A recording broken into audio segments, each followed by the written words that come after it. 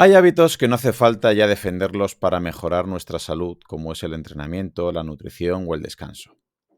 Pero creo que hay otros actores en este ecosistema, que a veces pasan desapercibidos y pueden llegar a ser igual de importantes que los anteriores o incluso ser la causa por la que no conseguimos entrenar, comer bien o descansar lo suficiente. En este mundo tan complejo, hablar de la importancia de nuestro nivel económico, del esfuerzo, de la envidia, de la concentración, de la motivación o de la fuerza de voluntad, de las ganas de aprender, de las ganas de mejorar o de saber perder, no suele serlo común por desgracia. Y creo que deberíamos darle el peso que se merece nuestra salud y calidad de vida.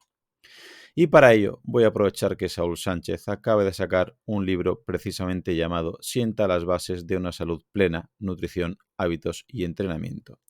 Muy bienvenido, Saúl. Muchísimas gracias por estar aquí con nosotros de nuevo. Muchas gracias a ti, Claudio. Siempre es un placer compartir aquí un ratillo contigo.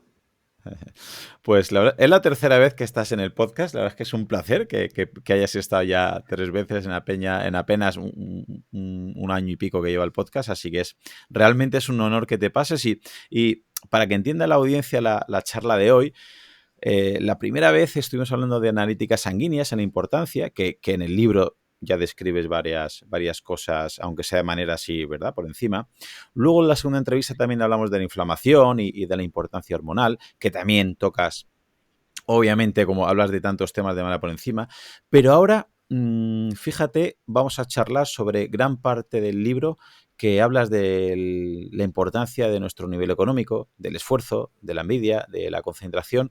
Y la primera pregunta que estoy seguro que la gente le puede venir a la cabeza es, ostras, ¿qué hace un nutricionista, qué hace un experto en jiu-jitsu, un deportista que suele divulgar, ¿no?, acerca del entrenamiento, de la nutrición, del descanso? ¿Por qué escribe este tipo de libros, Saúl?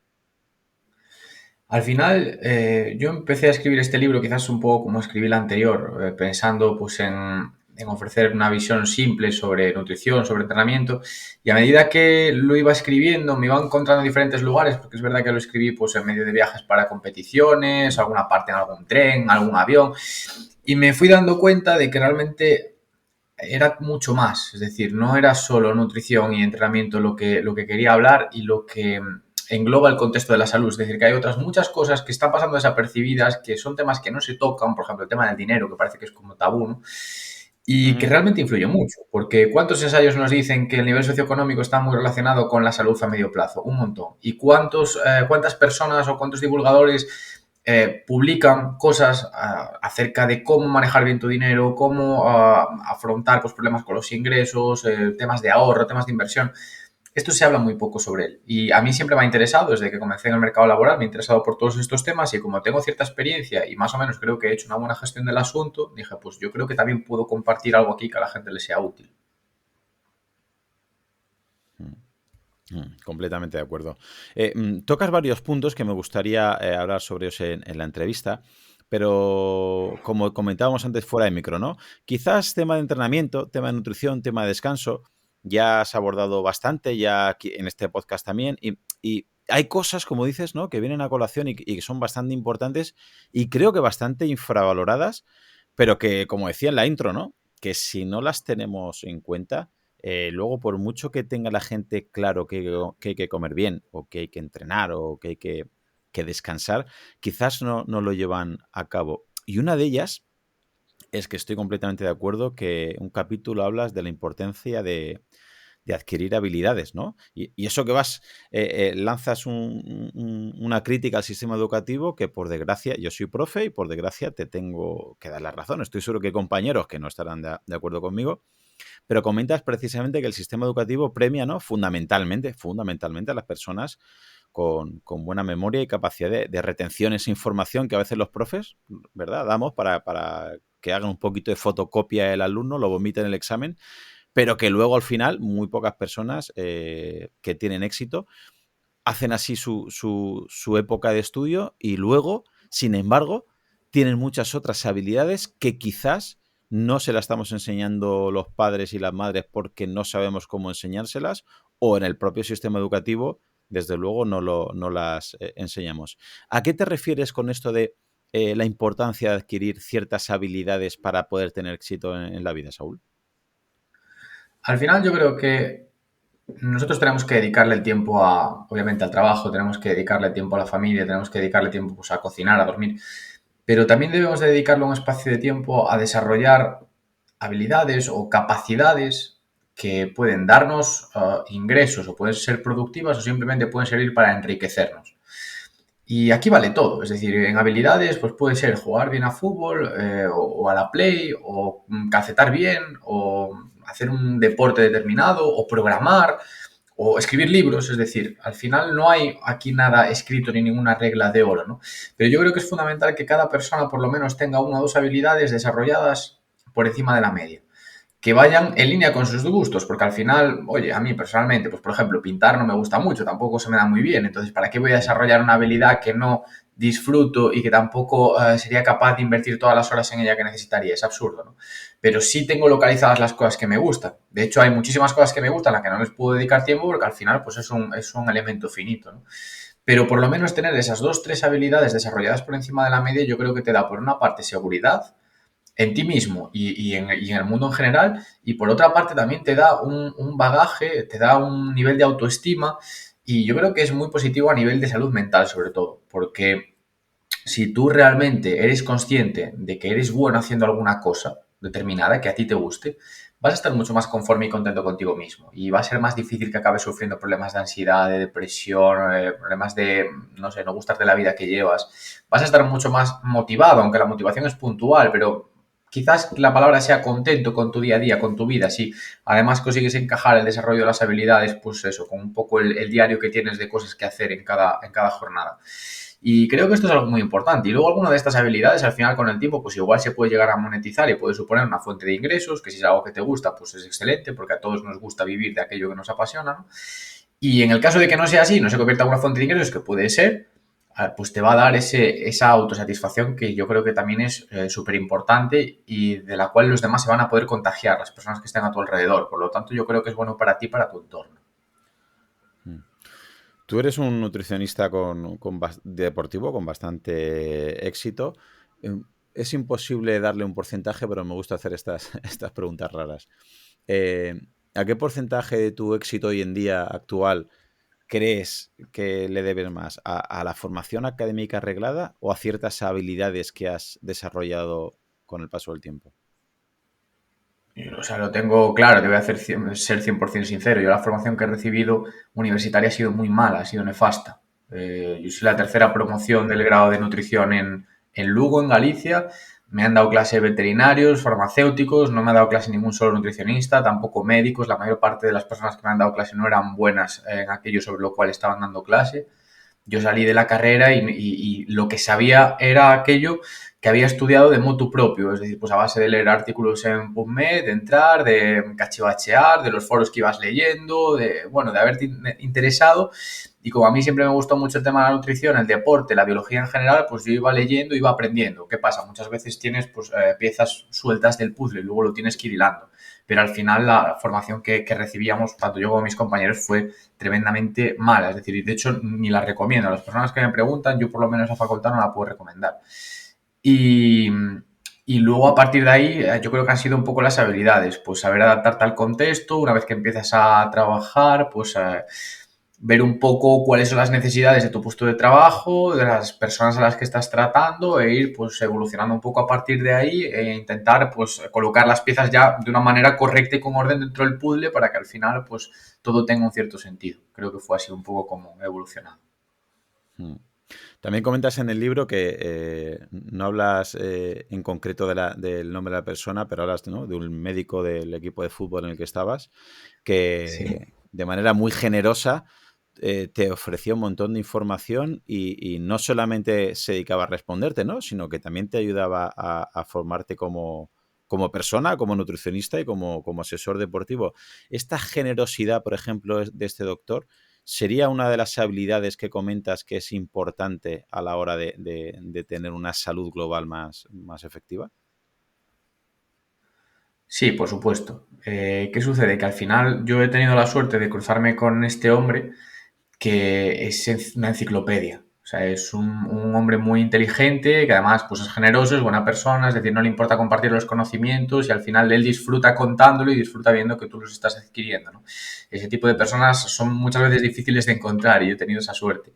Pero claro, es una de las habilidades y al final gracias a ello también pude enriquecerme muchísimo, porque quizás todos esos buenos profesores que no tuve en la facultad, pues los tuve cuando empecé a trabajar, ¿no? En este caso, pues fue uno de mis grandes referentes y por una parte despertó mi curiosidad en ciertos campos, en ciertos aspectos y por otra pues me brindó el apoyo necesario de cuando sales de la carrera y empiezas con tu primer trabajo, en mi caso además que coincidió que era exigente, bueno, por las condiciones del mismo, pues darte ese empujoncito y ayudarte a salir adelante.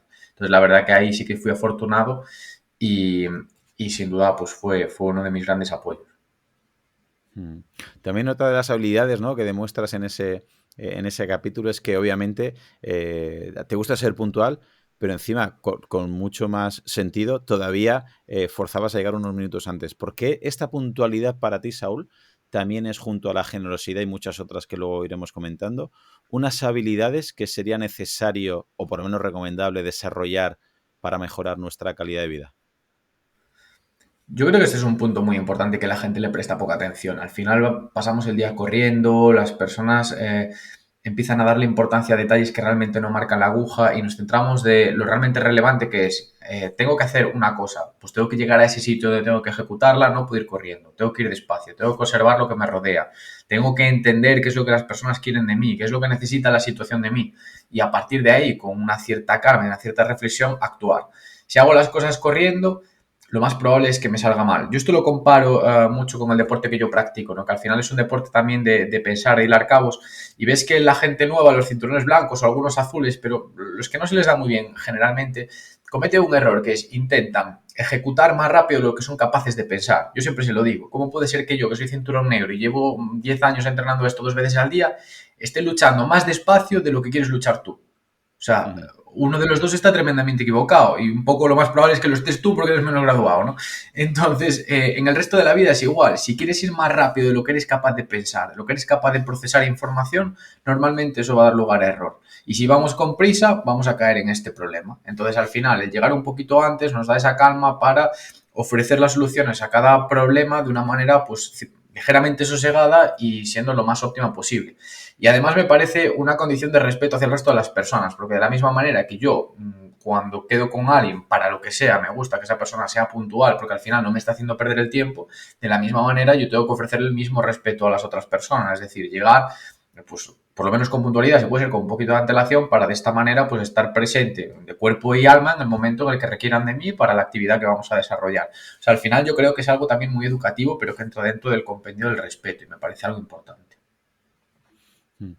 Yo fíjate, yo he sido, yo cada vez que hablo de mí en el podcast me tiro piedras, pero bueno, es la realidad. Yo siempre he sido bastante impuntual toda mi vida y a base de trabajarlo he logrado ir cambiándolo poco a poco.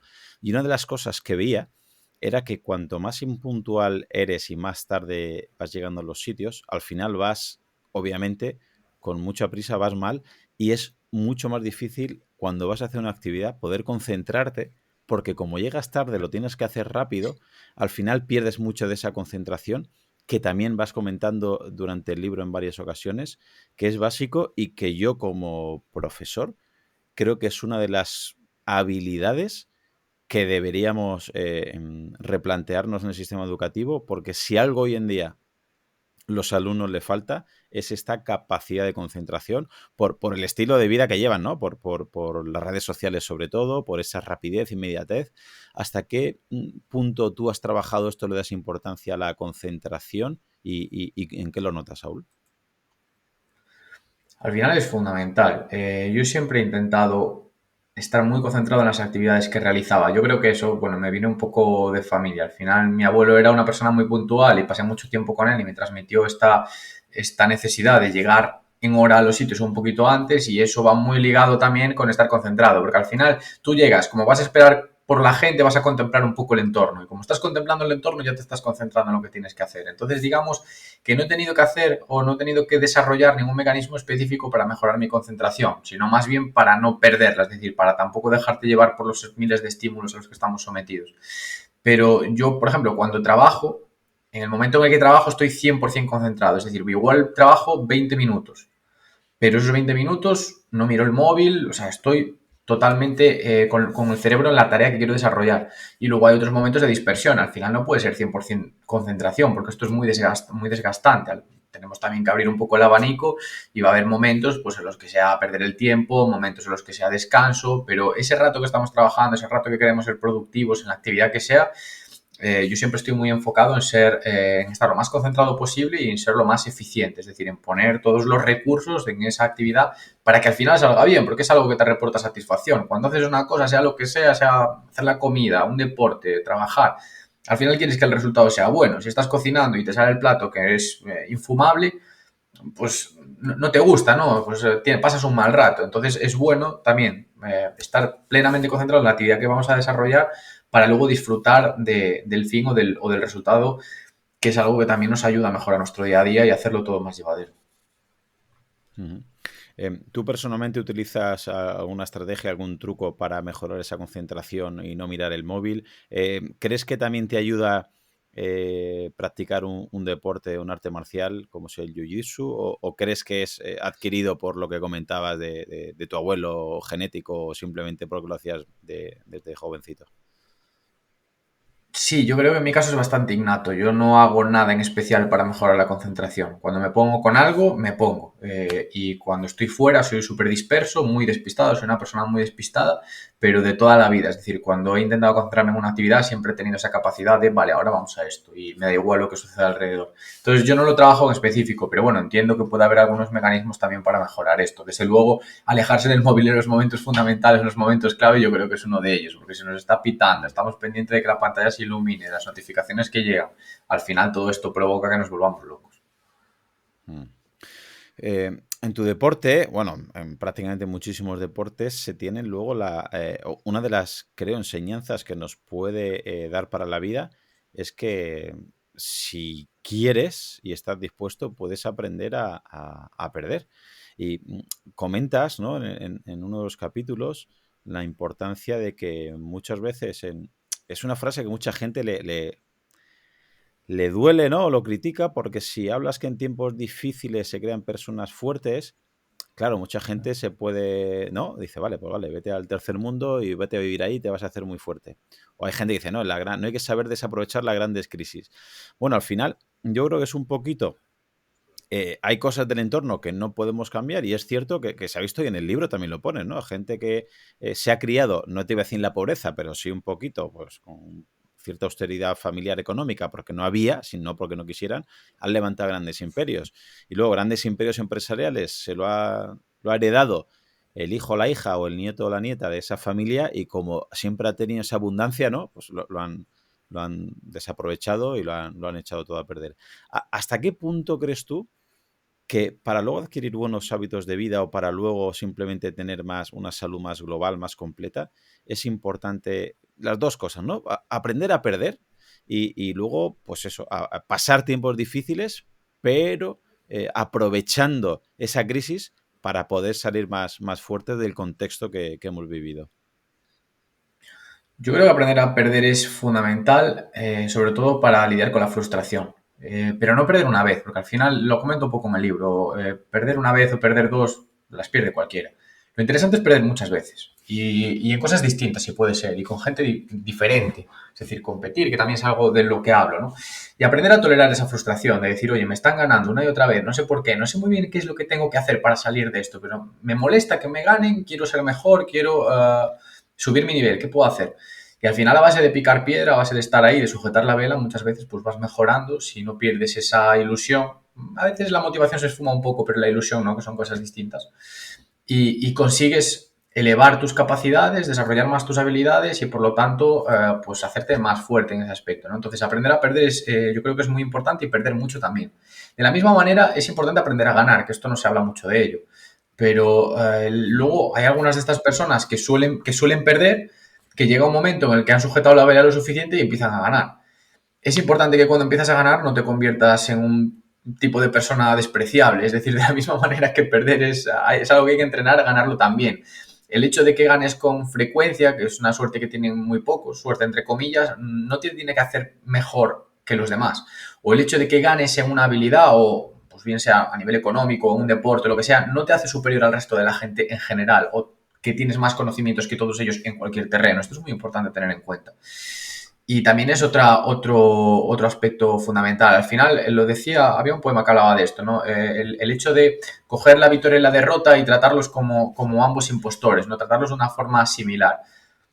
No marcan demasiado. Tanto que ganes o que pierdas, al final tampoco te desvía mucho del camino. Si tú quieres mejorar, tienes que desarrollar una habilidad y perder y ganar es parte del proceso. Habrá unos momentos en los que pierdas más que ganes, otros en los que puede que se invierta un poco, pero esto no debe modificar demasiado tu actitud y tampoco tu planteamiento inicial ni el plan que has trazado, siempre y cuando esto pues lo hayas hecho de una manera sosegada y equilibrada. Siempre puedes ir haciendo ciertos retoques, pero lo que es un poco el grosso de lo que tú pretendes desarrollar, pues no debería de alterarse mucho.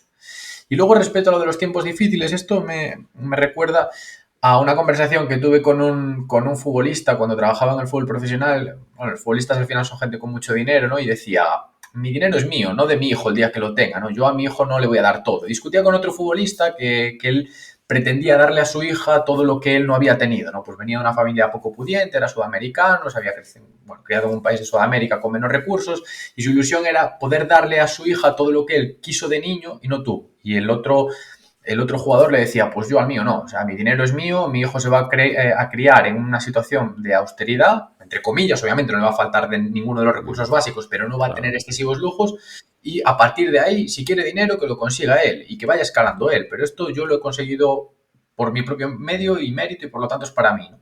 Y yo creo que esa es una visión bastante acertada. No sé si lo pensaba de la misma manera que yo, pero creo que era bastante positivo lo que planteaba. Al final, por lo menos durante la adolescencia o primera etapa de la edad adulta, yo creo que es bueno mantenerse en este proceso de austeridad, es decir, no tener todo lo que queremos y aprender a luchar por ello y a fracasar en el intento.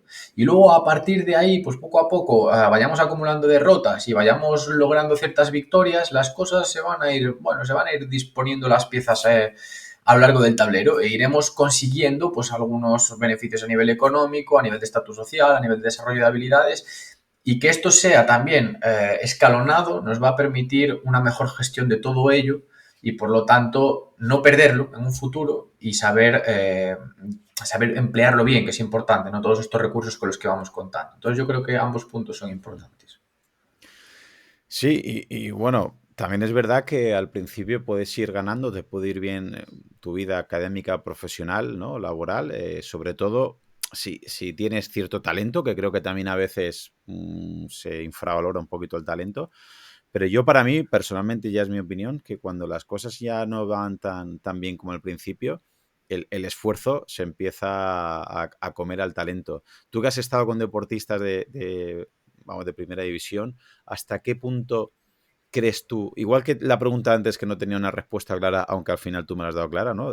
Respecto a las habilidades que has desarrollado o tu formación académica arreglada, una persona, un empresario, un deportista, una persona para que tenga éxito realmente, ¿qué porcentaje le darías al talento y qué porcentaje le darías al esfuerzo?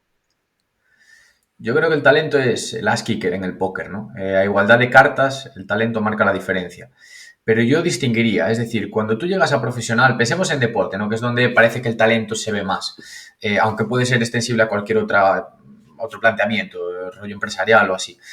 Pero en el deporte, el talento es diferencial en la primera división, en la Champions. Es decir, aquel deportista que tiene mucho talento va a destacar sobre aquel que tiene menos. Pero en ambos casos hay un montón de horas de esfuerzo detrás, de horas de trabajo, hay habilidades desarrolladas, ¿vale? Que habilidad desarrollada no es igual a talento y condiciones.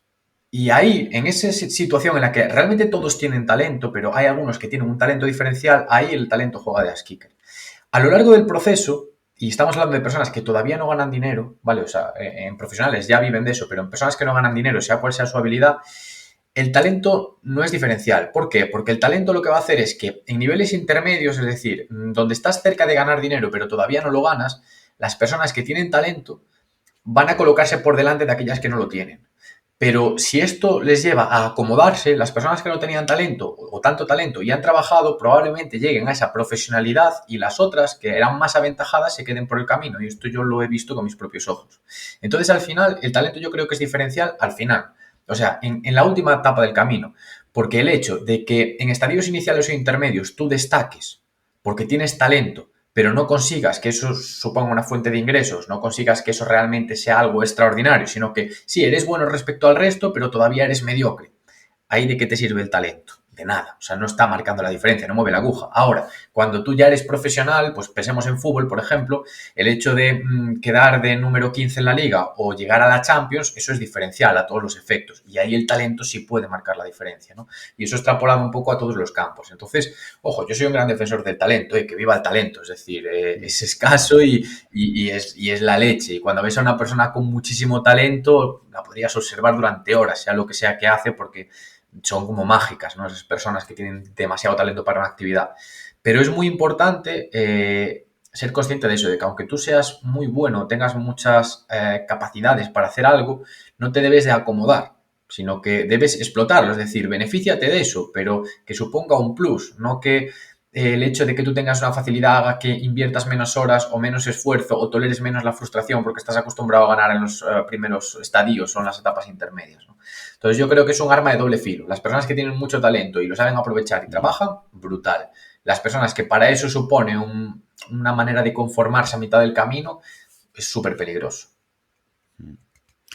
Y luego también comentas la importancia de esta gente, ya sea por talento o... Yo personalmente a mí admiro mucho más el esfuerzo, ¿no? Que el talento, como decías, chapó, pero bueno, el talento se podría decir que no, no te lo has ganado tanto o directamente no te lo has ganado y el esfuerzo es algo que la verdad es que te lo tienes que ganar. Y es admirable mucha gente lo que consigue a nivel profesional, a nivel personal, a nivel deportivo, con el esfuerzo. Y comentas algo que me resuena mucho porque hay a veces que nos cuesta admirar a alguien porque tú tienes muy claro que esa persona es muy buena, es o incluso de las mejores haciendo algo, pero quizás luego en el plano personal pues a lo mejor no te cae bien o piensas que es mala persona o piensas que es un chulo o piensas, o, no sé, tienes un concepto peyorativo de esa persona en un aspecto de su vida, pero que eso no quita que en el apartado laboral que estamos hablando, en el apartado deportivo, económico o cualquier tipo de faceta, realmente lo está haciendo bien. ¿Por qué comentas en el libro que es importante de quitar el ego de esa ecuación y admirar a los mejores en ciertas facetas, aunque luego no sea tu amigo o no te caiga bien?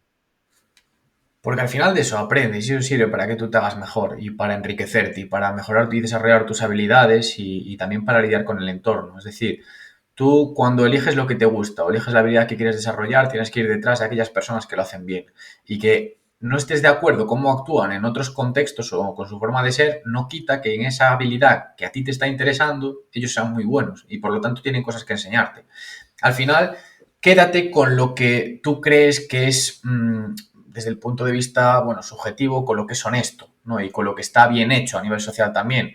Pues, no sé, si a mí me gusta, por ejemplo, hacer un arte marcial, yo me voy a acercar a las personas que son buenas. Si veo que las personas que son buenas luego, pues por la calle van atracando a la gente aprovechando de que son buenas haciendo un arte marcial, obviamente yo eso es algo que no voy a copiar, porque no me parece lícito, no me parece positivo, no me parece una cualidad a destacar. Pero eso no quita que dentro del tatami tengan muchas cosas que enseñarme. Entonces yo creo que debemos de ser capaces de separar. Luego va a haber personas que tengan malos comportamientos fuera del tatami, que sean malos dentro del tatami, entonces de esas personas mejor me alejo, ¿no? Pero también va a haber personas que sean malos dentro del tatami fuera dentro del, y buenos fuera, y de esas personas pues podemos aprender otro tipo de habilidades. Pero cuando a ti te interesa algo, yo creo que es fundamental rodearte y pasar el mayor tiempo posible con aquellas personas que hacen aquello que a ti te gusta mejor que tú y bien. Y eso va a suponer que poco a poco vas a ir cambiando tus relaciones. ¿Por qué? Porque al principio todo el mundo es mejor que tú en lo que quieres hacer cuando te metes en ese ecosistema. Entonces todo el mundo te sirve de aprendizaje. Entonces está bien. A medida que te empiezas a desarrollar y que empiezas a invertir horas, cada vez hay menos personas que te puedan aportar dentro de esa habilidad. Lo cual no quiere decir que las personas que están por detrás dejen de ser útiles o supongan una carga o tengas que despreciarlas. No, esto es un poco lo que es el saber ganar, ¿no? También pues debes de compartir tu conocimiento con ellas, debes de apoyarlas, es decir, tienes que ser pues lo más honesto y bondadoso posible. Pero poco a poco vas a tener que ir escalando y esto puede hacer que te tengas que mover de sitio, es decir, que tengas que pasar de frecuentar un lugar a frecuentar otro porque en otros son mejores. no te olvides de los primeros. Yo al final esto, pues a lo largo de mi etapa como deportista es algo que me ha pasado. Me he movido en diferentes academias. Yo no olvido quién ha sido mi primer profesor, no olvido quién ha sido las personas que me han enseñado primero. De hecho, mantengo el contacto con ellas. Pero sí que es verdad que yo ahora voy detrás de aquellas personas que todavía son capaces de ganarme, que todavía son capaces de imponer sus habilidades frente a las mías. ¿Por qué? Porque pasar tiempo con ellos acelera mucho mi proceso de aprendizaje y de maestría. Entonces yo creo que es un poco ese círculo todo el rato, ¿no? Buscar personas, no para compararte con ellas, sino para que sirvan para medir tu propio proceso, ir evolucionando, ir saltando hacia compañías que siempre sean mejores que tú para que todo sea más rápido, pero sin olvidar las que están a tu nivel o las que han quedado un poquito por detrás en toda esta rueda y siendo lo más generoso con ellas posibles también. Acabas de comentar, no para compararse con ellas. ¿Qué peligro habría con esto de las comparaciones que hoy en día, si algo creo que las redes sociales están perjudicando en general, o por lo menos veo, es mi opinión, es el tema de la envidia, lo veo por mis alumnos, ¿no? De esa frustración de que ven cuerpos imposibles, ven rendimientos imposibles, ven cosas inalcanzables. ¿Hasta qué punto esto es peligroso y cómo se podría o salir de ahí o no llegar a ello con esto de las comparaciones? Es peligrosísimo. Al final, tú necesitas de los demás, o sea, necesitas, es algo que es lo que hablo en el libro, ¿no? De competir, de medirte, necesitas comparar tu progreso. Pero la referencia tienes que ser tú. Es decir, en el momento en el que tú compites contra una persona, buscando ganarle a esa persona como tal, esto no es fácil de explicar, pero buscando ganarle a esa persona como sujeto, tienes un problema. Porque tú no tienes que ganar a esa persona como sujeto, ni tienes que demostrar que eres mejor que él, ni tienes que demostrar que tus habilidades son mayores que las suyas. No, no, no. A ti esa persona lo único que te está haciendo un favor y está compitiendo contra ti, permitiéndote ver si tú eres mejor de lo que eras hace un mes. O sea, yo, por ejemplo, a lo largo de mi etapa competitiva he perdido contra personas y luego he conseguido ganarles después.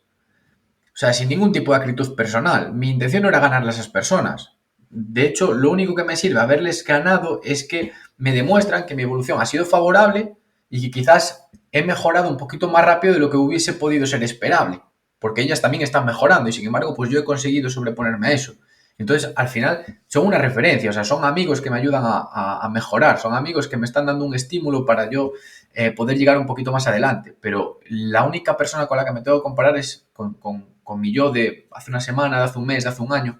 Y todo lo que sea sacar eso de ahí y establecer conductas tóxicas hacia las personas que realizan la misma actividad que nosotros y tienen unos objetivos comunes, me parece que es súper peligroso, porque lleva enemistades, lleva malos comportamientos, lleva actitudes agresivas. Yo creo que es algo de lo que debemos de escapar y que no beneficia a ninguna de las partes. Entonces, yo, por ejemplo, al final practico un deporte de lucha, es algo violento, y nunca tengo reacciones o sensaciones violentas hacia las personas contra las que compito. Es decir, siempre les doy la mano antes, les doy un abrazo, otro después. Si les lastimo un pie porque he tenido que tirar, porque eso es la competición, les pido disculpas mil veces. Es decir, yo no quería lastimarle, pero estamos jugando a eso al final, ¿no? No tengo nada en contra de ellos. De hecho, a veces hasta me sabe mal ganarle a algunas personas, porque joder, pues igual a este ya le gané dos veces, se debe estar sintiendo mal porque a ver si va a pensar, no sé, que yo me creo mejor que él. Para nada, no es mi intención. O sea, yo le gano porque estaba ahí, porque al final es el objetivo, pero yo lo que quiero medir son mis capacidades con mis habilidades anteriores. Y creo que es muy importante separar esto, que es difícil de explicar, pero yo creo que es fundamental. Hmm. Sí, esto más o menos toca de manera perpendicular otros de los puntos del tema, ¿no? Perdón, del libro sobre la motivación, cuando hablas antes de la envidia, las comparaciones. Y a mí me recordó, por ejemplo, una época en la que, bueno, pues me daba por estudiar, ¿no? Por formarme y yo veía pues que ciertas personas tenían mucho más conocimiento que yo y al principio, ¿no? Pues como comentábamos antes, ¿no? El ego. Pues, pues lo veo que es mala persona, lo veo que no trata bien a sus atletas y demás. Y pasé al plan contrario. Iba a decir al plan B, no, al plan Z. El plan Z es, pues contacté con esas personas y lo que hice es, en una ocasión me fui al País Vasco, en otra ocasión me fui a Cataluña y les pagué para formarme con ellos.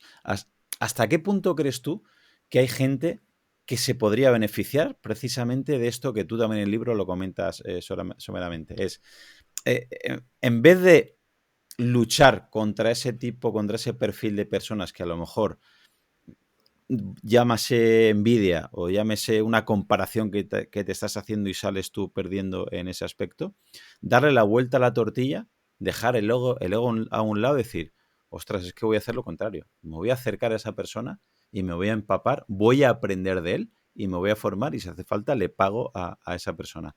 ¿Cómo crees tú que podría mejorar? Repito, ¿no? El ejemplo que estoy poniendo en esta entrevista a nivel académico, a nivel laboral, a nivel empresarial, a nivel económico, de una persona cambiar esta estrategia, este prisma. Yo creo que es la actitud correcta. Al final, muchas personas cuando ven a otro que le superan algo tienden a sacarle defectos, como para desprestigiarlo en ese o en otros Sí, aspectos de su vida, ¿no? Porque, sí, claro, si tú en esa comparación sales perdiendo. Entonces, si alguien es mejor deportista que yo, pues pienso, vale, pues con sus hijos se porta fatal. Si yo con los míos lo hago bien, como que claro. equilibro la balanza, ¿no? Le Sí, sacas sí. defectos. Pero, ¿qué más da todo eso? Es decir, a ti lo único que te importa es que hay una habilidad por el medio que quieres desarrollar y ese sujeto lo hace mejor que tú. O sea, deja al resto fuera e intenta acercarte a él y aprender. Y si hay que pagarle para ello, se le paga. O sea, yo encantado. Yo me he hartado a pagar seminarios de gente que era mejor que yo, de ir detrás de esas personas y aprendes. Y da igual, o sea, al final esto no se trata de comparar de una puntuación, ¿no? De tú de 0/10 en todos los aspectos de tu vida, ¿qué puntuación tienes? Un 80 y el de al lado un 75, tú eres mejor. No, eso no sirve para nada. Al final, tú quieres desarrollar algo. La otra persona que tienes al lado es mejor que tú, perfecto. Pues intenta aprender sobre ella de eso. Ahora, si crees que es un mal individuo o si crees que es un desgraciado en otros aspectos de su vida, bueno, pues no le preguntes, yo qué sé, cómo, no sé, qué estrategia tiene para conquistar a su mujer, porque igual no te parece lícito. Pero, pero eso no quita que sea muy bueno haciendo aquello que a ti te interesa y que sobre eso pueda sacar cierto rendimiento. Entonces creo que es importante dejar ese ego a un lado y tratar de empaparse de conocimiento al final. No. Yo intuyo que tú también has aprendido más con la formación menos reglada que con la facultad. Solamente con el comentario al principio de la entrevista ya me queda claro. Pero, ¿qué porcentaje crees tú que...? Porque te lo digo por compañeros y por amigos, ¿no? Que salen de la facultad, salen de la carrera con un título que está súper bien, que lo veo necesario, ¿vale? Para partir de ahí, pero que muchos como que se excusan y se escudan en un título. No, yo es que ya soy universitario, soy doble graduado, tengo un máster que está súper bien, que lo veo, repito, un requisito como para poder acceder o para poder empezar, pero igual que creo una cosa, también creo la contraria, que está muy infravalorada este tipo de formación, ¿vale? Que se acerquen a un entrenador, a un nutricionista, a un preparador, o bueno, o a un economista o a un asesor, lo que sea en cada caso, y decir, bueno, no es una formación reglada, pero yo sé que esta persona tiene mucho conocimiento y quizás, yo ya te digo, o sea, yo, por ejemplo, y no me da vergüenza decirlo, yo contacto con las personas y le digo, mira, me gustaría que me formaras en un fin de semana, en un día. Me acerco a tu casa, me acerco donde vivas y quedamos en un sitio y estoy 8 horas y te hago 1000 preguntas y me las contestas. ¿Tú has aprendido más de forma oficiosa que de forma oficial? Claro, 1000 veces más. O sea, yo he pagado para aprender todo tipo de cosas, es decir, desde aprender a luchar, a aprender a montar mi negocio, a aprender a que funcionase, las típicas consultorías, y al final el dinero está para invertirlo en eso, es decir, en desarrollar tus habilidades y en crecer como individuo, ¿no? En intentar pues, mejorar lo que haces. Y, o sea, es que no hay comparación. La formación reglada yo tengo muy mala noción de ella. O sea, la que yo he recibido ha sido muy mala. No sé cómo será en otras facultades, pero bueno, por conocidos, compañeros, amigos, pues me cuentan 3/4 de lo mismo y al final, ¿cómo aprendes a hacer las cosas bien? Acercándote a quien sabe y fallando y perdiendo y reintentando y rompiéndote la cabeza porque esto no me sale bien, qué narices está pasando aquí, que no funciona, qué es lo que tengo que hacer. Ensayo-error muchas veces y experiencias previas de otras personas que te pueden ayudar. Y yo creo que eso es fundamental. Por eso a lo de los títulos yo no le doy ninguna importancia, porque pasa también en mi deporte, ¿no? Al final es un deporte que va por cinturones. Yo recuerdo cuando era cinturón azul, competía y demás. Aquí en Galicia, pues no es un deporte que sea mayoritario. O sea, pues al final lo hacemos 4 gatos, no hay poca gente. Y no hay mucho nivel, las cosas como son. Y yo era cinturón azul y mi profesor era cinturón negro. Y era un cinturón negro súper malo. O sea, que yo le ganaba siendo cinturón azul. Eso no podría ser así. Y el tío estaba súper frustrado porque tanto mi compañero que era en Santiago como yo, siendo mucho menos graduados que él, éramos mucho mejores. Y eso le generaba una frustración y una serie de problemas que al final acabó explotando todo aquello. Y no nos dejaba ir a entrenar a otros sitios, no nos dejaba aprender de gente que era mejor que nosotros, ni siquiera entrenaba o Era, luchaba con nosotros. eso era una titulitis aplicada al grado del Claro, cinturón, ¿no? Entiendo. claro, claro. Una titulitis de manual. No consentía que otras personas que no eran cinturones negros diesen clase aunque supiesen más que él. Pero vamos a ver, tú tienes un cinturón negro que no eres capaz de defender. Vale, tienes un título que te dio un sujeto que a saber quién es. ¿De qué te sirve? No te sirve de nada. ¿Sabes luchar? No sabes luchar. Entonces, ¿de qué te sirve que tengas un cinturón negro? Pues aplicado a cualquier ámbito de la vida. Es decir, tienes un título de nutricionista. Vale, ¿sabes de nutrición? ¿Sabes de fisiología? No, no te vale de nada. No te vale de nada. Yo Ojo, creo ojo, mucho en eso. que luego hay gente, ¿no? Que empieza, "Pues vaya profesor eres, Claudio, que estás fomentando, que es. Digo, no, al revés. Si yo, y por eso lo he dicho antes de la pregunta, digo, yo creo que dos personas que se empiezan a formar de manera oficiosa o por su cuenta, aquella persona que tenga estudios previamente tendrá más herramientas, seguramente, para poder Claro. controlar un poquito más la formación nueva que venga, o tenga más herramientas para poder conectar todo, o tenga más capacidad. Es decir, no, creo que una cosa no quita la otra, pero también creo que esconderte, digo esconderte, que es una palabra quizás un poco fea, ¿no? O dura, pero es verdad, o sea, hay gente que estudia la carrera, termina de estudiar a los 25 o 26 años y no vuelve a estudiar. Y quizás, ojo, hay contenidos y hay grados que podrían estar así toda la vida, que no creo que haya ninguno, que haya, o si los hay, serán muy pocos. Pero en esto de las ciencias de la fisiología, de entrenamiento, nutrición, es que como avanza todo tan rápido, si creo que alguien ha acabado hace 5 o 10 años y no ha vuelto a leer nada, lo que ha cambiado en los últimos 10 años, la nutrición, el entrenamiento o un concepto de fisiología que antes no había tan claros, creo que se quedan las antípodas y es, vamos, yo lo veo complicado, ¿no? Lo veo imposible. Y una de las cosas que más suelen decir es, bueno, Claudio, es que yo no tengo tiempo. Es que Saúl es un friki porque pone que no come y en vez de la hora de comer se pone a entrenar y que por la noche hace lo mismo. Pero es que yo tengo un trabajo de X horas, yo trabajo en este sitio, yo tengo 2 hijos y no tengo tiempo. Yo la frase que más escucho de familiar y de amigo es, no, tengo tiempo. Y en el momento que haces, a mí me gusta sentarme con ellos a darme un café, digo, voy a hacer una auditoría de tu día. Y sacas tiempo. Pero dices, no, claro, es que es mi momento Netflix. Es que, claro, a la 1:30 o a las 2 me pongo a preparar la comida y me pongo un aperitivo. Es que luego, claro, veo las noticias, es que luego me echo una pequeña cabezadita. Es que luego dices, claro que no tienes tiempo. Sacar tiempo realmente.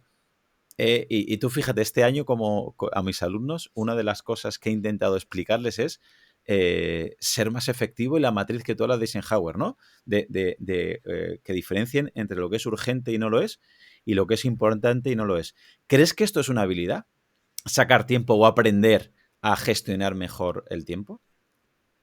Claro, pero es que para tener tiempo, primero hay que invertir tiempo. Esto es lo que la gente no está dispuesta. O sea, al final, yo te pongo mi caso. Yo a día de hoy, yo no contabilizo las horas que trabajo realmente, pero siendo sinceros, no trabajo muchas horas. No, probablemente no trabajo 8 horas al día, probablemente, y entreno 3 o 4. ¿Pero por qué? Porque yo he invertido mucho tiempo. Es decir, yo cuando empecé a trabajar, los 2, 3 primeros años, no tuve una semana de vacaciones, si mal no recuerdo. Solo una semana cogí de vacaciones. Y yo trabajaba en un equipo de fútbol profesional, me hice autónomo y al mismo tiempo trabajaba más por encima. ¿Cuántas personas hacen esto? Muy pocas. Entonces al final me dio primero un colchón económico y después me dio un nivel de eficiencia muy grande. Yo automaticé mis procesos como nutricionista, yo aprendí a detectar lo que es importante, aprendí a hacer las preguntas correctas, entonces a mí no me lleva 1 hora atender a un paciente, me lleva 20 minutos. ¿Por qué? Porque sé lo que tengo que preguntar. ¿Por qué? Porque he visto a muchos. Entonces yo empecé trabajando 8 o 10 horas al día y entrenando 4 y no haciendo nada más, es decir, no quedando con amigos, no saliendo por la noche, ahorrando tiempo de otras partes, no viendo Netflix, no viendo la tele, no jugando con la Play. ¿Para qué? Para ahora cosechar un poco todo ese esfuerzo y decir, vale, yo ahora soy capaz de hacer mis procesos todos mucho más rápido. Entonces ahora trabajo menos horas, lo cual me permite tener más tiempo disponible, que podría perderlo, pero en mi caso, como no me gusta perder el tiempo, lo dedico pues a seguir progresando, a seguir desarrollando habilidades. Pero esta capacidad de desarrollar o de organizar mi día actual siendo tan eficiente viene dada porque yo en el trabajo, yo en el pasado he picado mucha piedra. Y a día de hoy sigo sin tomarme vacaciones. O sea, no sé cuántos años llevo trabajando. Tengo 30, empezaría con 24, ponle que llevo 6. Una semana de vacaciones en 6 años me he tomado. Yo me voy de vacaciones, entre comillas, porque mi pareja Mm. coge vacaciones y yo me llevo el portátil y sigo trabajando. Trabajo menos, pero trabajo. A mí me gusta lo que hago. Entonces no tengo ningún problema. Obviamente no es al mismo ritmo, pero sigues haciendo, sigues en la rueda, sigues dándole un poquito a la cabeza. Desconectas, pero no totalmente, no hace falta desconectar de todo. Y al final todo eso va dando sus frutos y cada vez soy más eficiente y cada vez hago mejor las cosas. Y ahora además pues consigo que haya otras personas que hagan una parte de mi trabajo y yo les puedo remunerar por ello. Entonces al final de eso, en eso consiste, ¿no? Un poco la rueda. Entonces el no tengo tiempo, yo no me lo creo. Tiempo tienes. Luego, además, quita todo eso. Quita la fiesta por las noches que te hacen perder el día siguiente. Quita Netflix, quita la tele. Yo, por ejemplo, no veo la tele. Las veces que miras el móvil a lo largo del día, verás cómo sacas tiempo. Y sobre todo, igual ahora, pues tampoco te queda mucho. Pero si sigues trabajando y sigues haciendo las cosas y sigues luchando por optimizar tus procesos, en 4 años vas a tener tiempo seguro. Pero claro, cuesta un esfuerzo. Eso es verdad. Mm. Sí, bueno, son prioridades también de la gente, ¿no? A mí me pasa como a ti. Yo salgo con la bici a la hora de comer 2 o 3 días a la semana y de 2 a 4 y la gente que está loco. Bueno, es que no hay opción B. Es que si quiero salir con la bici Claro. y trabajo por la mañana, tengo 2 hijos, trabajo por la tarde y tengo que hacer cosas, es que ojalá pudiera salir a otra hora, pero si quieres entrenar, tienes que sacar ese tiempo y junto a no tengo tiempo, creo que la segunda que más suelen hacer es a lo mejor yo recomiendo, ¿no? Estos libros o estos cursos o estos posgrados o lo que sea. Mira, fórmate aquí o cómprate este libro o mira aquí que te va a gustar. Y dice, yo es que no tengo dinero, Claudio, es que no puedo. Y dicen no tengo dinero y te dicen que no se pueden comprar. O la comida igual, ¿no? Es que, Claudio, es que claro, con lo que propones de huevos del grupo 01, pescado fresco, aguacates y demás, y comida un poquito más, pues es que al final la cesta de la compra sube respecto a galletas, a bollería y demás. Y te lo dicen y tienen un coche no digo de lujo, pero sí un coche deportivo, por así decirlo, o tienen un iPhone y dices, ostras, es que creo que no es, o ropa de marca, ¿vale? O constantemente cambian de ciertas prendas. ¿Hasta qué punto crees tú también que la gente, esto del dinero nos ha cambiado un poquito la sociedad y le damos más valor realmente de lo que tiene a estas cosas y luego nos cuesta el tema de inversiones por el tema de los caprichos? Claro, o sea, totalmente. Al final esto es así. Yo veo un montón de gente que viene a consulta y cuando les digo que tienen que comer pescado 2 veces por semana me dicen que está muy caro, pero encima de la mesa me han puesto un iPhone y lo están pagando a plazos. O sea, si tienes que pagar un iPhone a plazos no te puedes comprar un iPhone. Eso es así. Y el iPhone cuesta 1.500 euros. Es muy caro, pero es que si te lo tienes que comprar a plazos no te lo puedes comprar, no te lo puedes permitir. Y con el tema del coche, hay un libro que dice ten peor coche que tu vecino, ¿no? Una gran verdad. Es decir, ¿para qué Mm. quieres un coche, un Mercedes de 40.000 euros si un Opel Corsa de 15.000 te ofrece el 90% de lo que te ofrece ese Mercedes? Al final lo que estás haciendo es como el tema de la ropa. ¿Por qué te vas a comprar algo de marca cuando la ropa más barata sirve para lo mismo? Lo único que es una diferenciación de imagen, de estereotipo, de qué piensan los demás acerca de mí. No, céntrate, volvemos al principio, en desarrollar habilidades. Tengo una habilidad que da igual lo que los demás piensen de ti. Tú colecciona un par de habilidades por encima de la media, destaca un par de cosas y olvídate de la carcasa. Ya verás como uno, si lo que tú quieres es aceptación social, porque al final, pues lo que decía Guardiola, ¿no? Somos seres sociales y todo lo que hacemos es para que nos quieran, vale. Pero te van a querer más si tienes 2 habilidades por encima de la media que si tienes una bonita carcasa.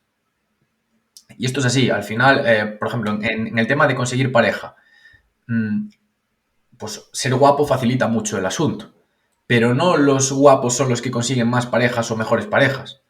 Muchas Mm. veces son aquellos que tienen mejores habilidades, los que son más simpáticos, los que son más graciosos, los que tienen ciertas capacidades.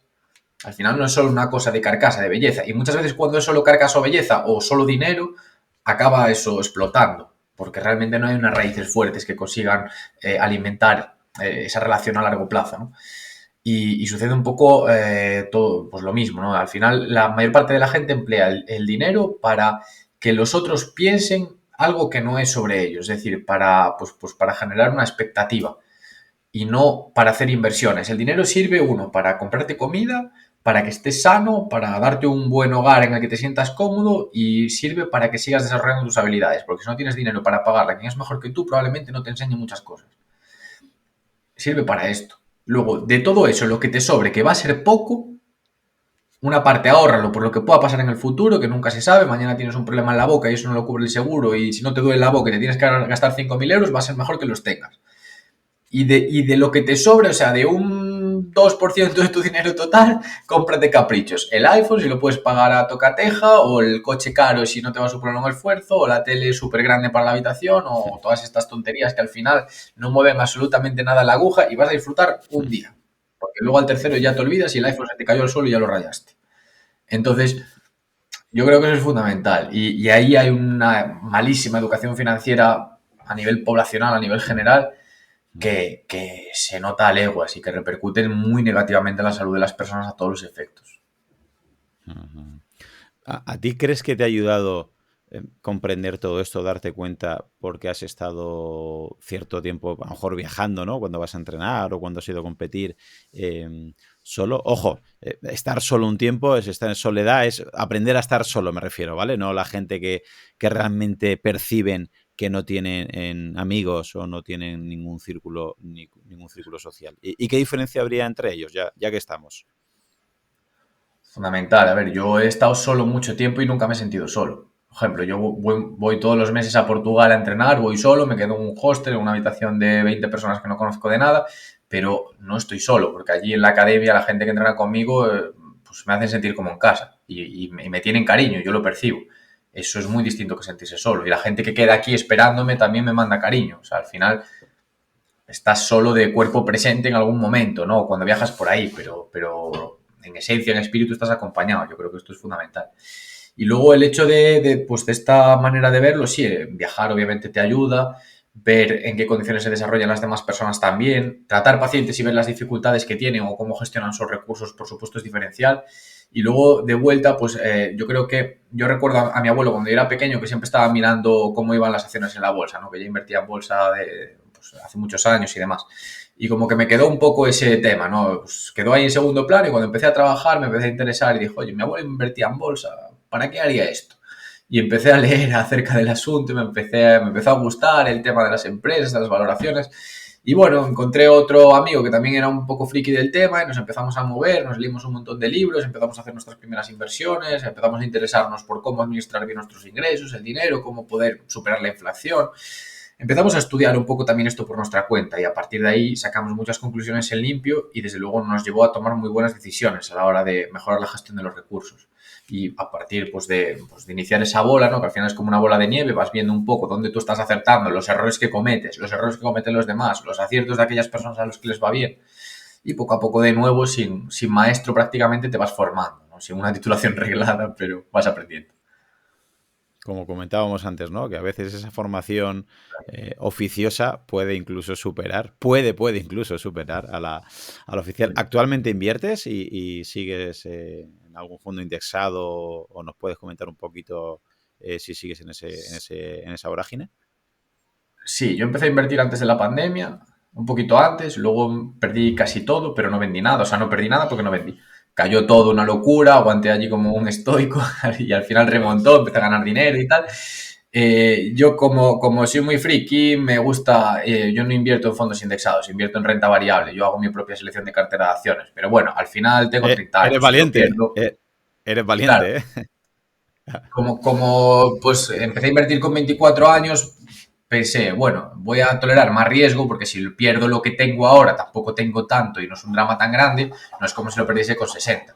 Entonces, prefiero tolerar un poco más de riesgo si puedo ganar más y por lo menos aprender más y luego ya veremos cómo lo voy transicionando, gestionando. Y sí, a día de hoy sigo invertido, o sea, yo apenas vendí, fui comprando, vendí algunas cosas así con algunas ganancias, pero bueno, fui comprando, aumentando mi cartera de acciones y sigo invirtiendo de manera periódica. Tengo eso, renta variable y luego tengo algo de criptomonedas que también vendí por fortuna justo antes de la primera vez que cayó. Ahí tuve suerte y luego volví a comprar y ahora sigo manteniendo. Y tengo, de hecho, la mayor parte de mis fondos los tengo invertidos. Luego tengo mi colchón de seguridad, pero casi todo lo que tengo lo tengo invertido porque, bueno, creo que es una buena alternativa dada la edad que tengo y dada un poco mis perspectivas de futuro, creo que está bien ahí. Ujú. Bueno, muy bien. Más o menos, para que haya mucha gente, a mí me gusta mucho la vía negativa de Taleb y me gustaría que nos explicaras, ¿vale? Lo que comentas en tu libro de los errores que tienen en común la mayoría de la gente para que a veces es más fácil, o por lo menos así lo pienso yo, ¿no? Y esta vía negativa lo que suelo hacer es, en vez de buscar añadir muchas cosas nuevas a nuestros hábitos, vamos a intentar eliminar hábitos, digamos, nocivos o hábitos que no están realmente alineados con un objetivo de salud, repito, financiera, académica, laboral, familiar, amorosa, X. ¿Vale? ¿Nos podrías comentar qué son los errores que has detectado tú en la mayoría de las personas para que evitemos realmente nosotros con nuestros hábitos caer en esos mismos errores y ya por quitar esa vía negativa mejorar? Sí, yo te diría que uno de los primeros errores es no invertir en alimentación, es decir, desprestigiar la necesidad de comer bien. Muchas, pues lo que volvemos a lo que comentábamos antes, ¿no? Sobreponer o anteponer otras cosas como pueden ser bienes materiales a la alimentación que nosotros llevamos. Eso es un error fundamental. Otro es no dedicarle un espacio fijo al ejercicio físico. Es decir, yo es algo que comento en el libro. Distribuye el ejercicio físico a lo largo de tu día y luego sobre ello construyes el resto. Pero si no tiras piedras contra tu propio tejado, es pan para hoy y hambre para mañana, no tiene mucho sentido. Luego, el tema de no dormir adecuadamente también es todos los errores que mucha gente comete y al final por motivos banales, porque si hay gente que se tiene que levantar a las 4 de la mañana para trabajar, pero son las que menos. Realmente, ¿qué es lo que sucede muchas veces? Que la gente se acuesta tarde porque se queda viendo la tele, porque se queda con el móvil, porque sale de noche hasta las tantas, porque tiene hábitos que no son adecuados. Y luego a partir de ahí, pues eso, nada mala gestión del dinero a nivel de pues gastarse el dinero en ropa en lugar de pues ahorrarlo, invertirlo, desarrollar ciertas habilidades, lo que hemos venido comentando hasta ahora. Yo creo que son los errores principales. Y sobre todo también no pararse a detectar lo que a uno le gusta, porque yo creo que esto es fundamental, también a nivel de salud mental. Es decir, algo hay que te tiene que gustar. Y si le preguntas a la mayor parte de las personas cuál es tu pasión, no te saben responder. No puede ser esto. Es decir, algo habrá que te apasione, que te guste. Otra cosa es que le dediques más o menos tiempo, pero algo tiene que haber. Una vez que lo detectes, la idea es remar para cada vez dedicarle la mayor parte del tiempo posible, dentro de las limitaciones del momento y del contexto, pero sería un poco la idea, ¿no? Porque eso es lo que te hace feliz hacer. Entonces, primero tienes que detectarlo y luego tienes que remar en esa dirección. Y a partir de ahí, cuando encima eso se convierta en una habilidad que has desarrollado, vas a conseguir ser muchísimo más feliz. Mayor autoestima, quizás consigas que eso sea una fuente de ingresos tópicamente en algunas ocasiones, pero podría llegar a serlo. Y yo creo que eso es fundamental. Entonces, detectar qué es lo que te gusta, intentar dedicarle tiempo, optimizar los recursos para mejorar tu salud y a partir de ahí ganar tiempo, porque al final tener buena salud es ganar tiempo para hacer cosas, y construir a partir de ahí. E intentar, pues eso, formarse, no dejar de estudiar, no dejar de aprender, cuidar un poquito el entorno, detectar a aquellas personas que están restando y no sumando y alejarte de ellas. Es decir, si todos tus amigos se dedican a emborracharse, a drogarse, tienen hábitos tóxicos, pues no es un buen círculo. No es un buen círculo. Entonces será mejor que te alejes de ellos. Bueno, más o menos, no hace falta que pierdas contacto, pero desde luego para tu vida lo interesante no es estar 24/7 con personas que tienen hábitos tóxicos, sino más bien con personas que tienen hábitos buenos, pues que se forman, que desarrollan habilidades, que estudian, que comen sano, que tienen intereses parecidos a los tuyos, que comparten tus pasiones. Eso sería interesante. Y creo que estos errores los comete mucha gente. Luego, todo lo que comentas en el libro y más o menos en tus divulgaciones, claro, hay mucha gente que al final dice, mira, me parece muy bien, pero sigo diciendo que el día tiene 24 horas y meterlo todo como en un cóctel, ¿no? Es imposible. Y, por ejemplo, también comentas, ¿no? El morning slow, creo que era, ¿no? Que está súper bien levantarte con tranquilidad, ves el amanecer, te preparas un café, te das un paseo en ayunas, te da el sol. Pero claro, si eso ahora aquí lo explicamos, el 99% de oyentes nos van a decir de todo. Entonces, quitando ese morning slow idílico, más o menos nos podrías ayudar a armar un día tipo, ejemplo, desde que nos levantamos hasta que nos acostamos, de qué cosas básicas sí tendríamos que intentar implantar o hacer para tener esos hábitos bien asentados y asegurarnos o por lo menos intentar tener más calidad de vida? Claro, yo empezaría preguntándome a qué hora voy a entrenar mañana. Entonces, primero defino la hora a la que entreno, porque no se puede quitar eso. Dedícale más o menos tiempo. Si quieres 35 minutos, entreno de fuerza, que es lo más eficiente, pero hoy tienes que saber mañana en qué momento lo vas a hacer.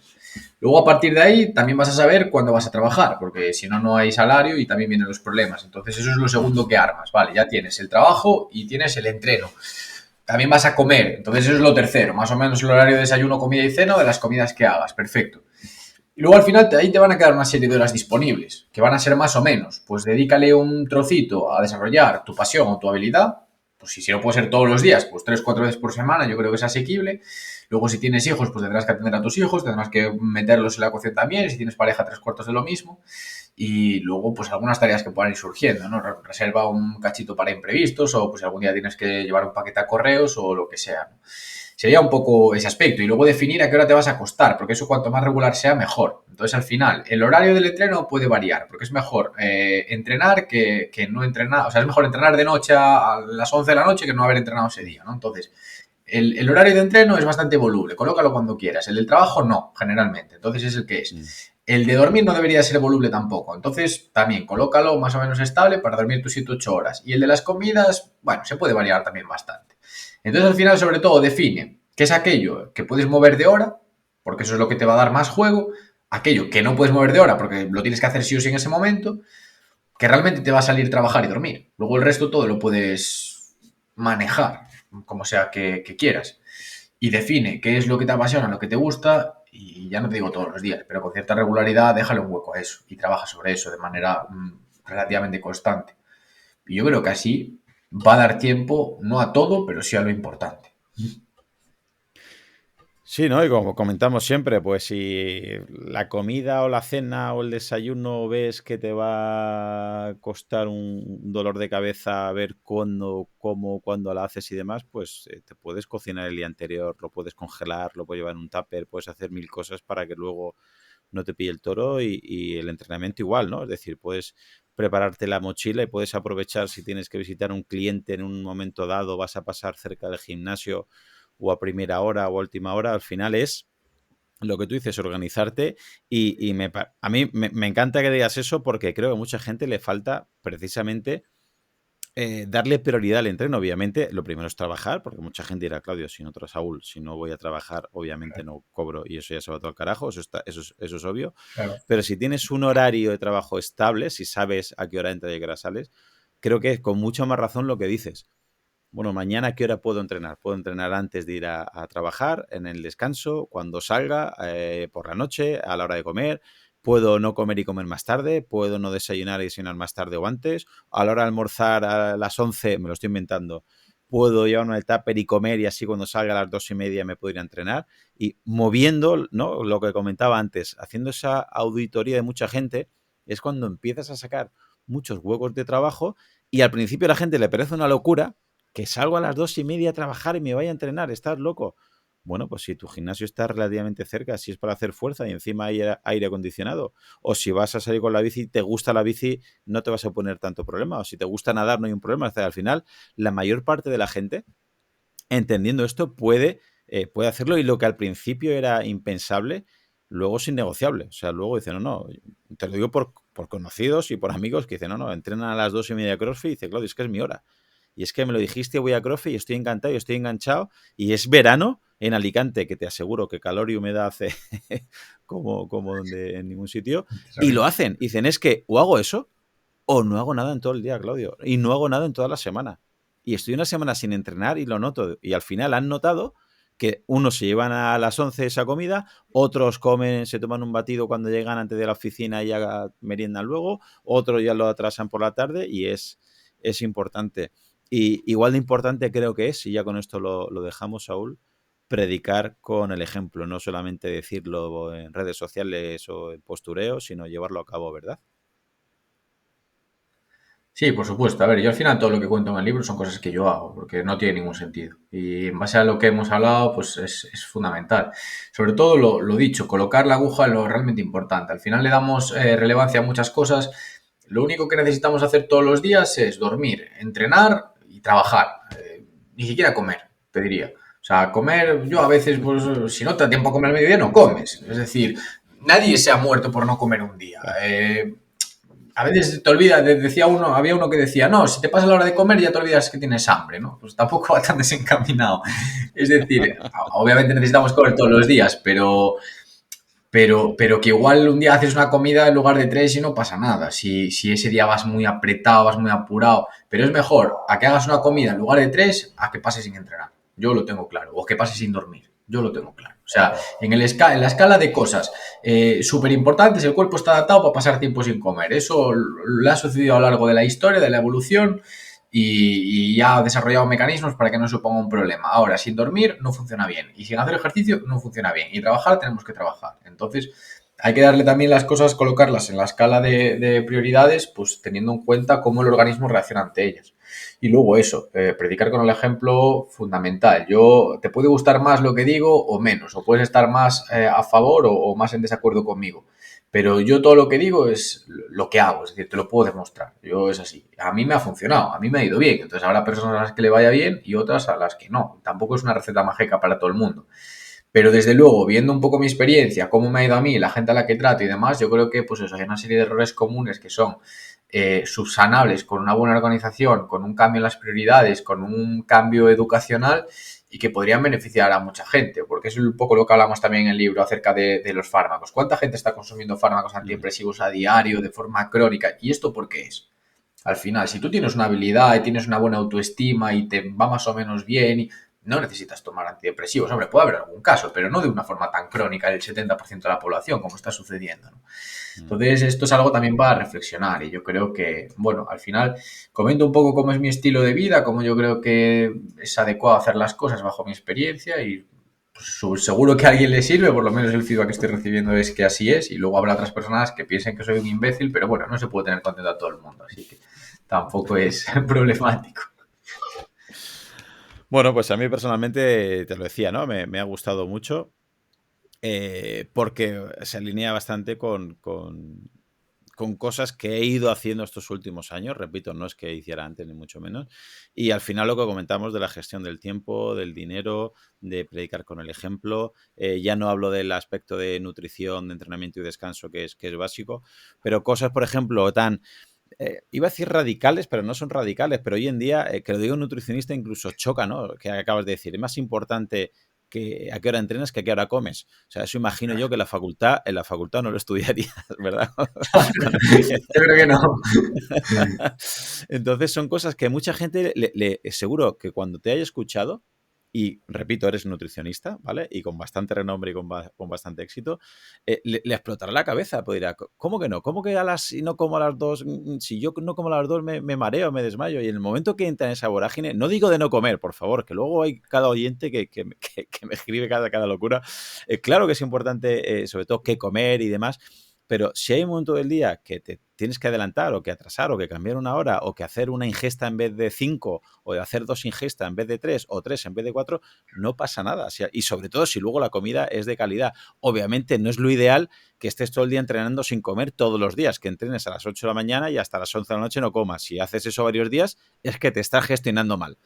Pero si un día llega la Claro. hora de comer y comes, o sea, perdón, y entrenas y luego no puedes comer y bueno, pues ya está, y comes dentro de un rato, pues tampoco pasa nada. De hecho, en muchos contextos puede ser hasta saludable o incluso que el nutricionista o tu asesor deportivo, como puede ser Saúl, te lo pueden recomendar, pero que no tengan miedo de empezar a jugar con todo eso y que al final la gestión del tiempo me parece que es imprescindible. Pues recomendar con mucho énfasis el libro de Saúl, 23 capítulos y un bonus, ¿no? Que el bonus lo escribiste después del último Bueno, combate y muy sí. recomendable, que hablas de todo esto que hemos estado comentando y de verdad, Saúl, ha sido un placer, enhorabuena por el libro y espero que vuelvas por el podcast una cuarta vez.